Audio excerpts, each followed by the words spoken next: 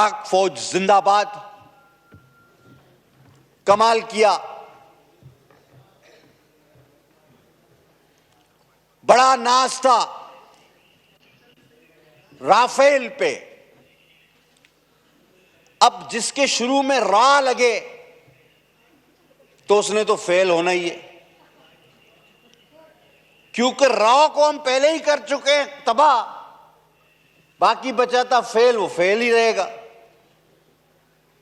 बड़ा खूबसूरत तज्जिया किया था हमारे एक बड़े मशहूर एंकर है वसीम बादामी साहब।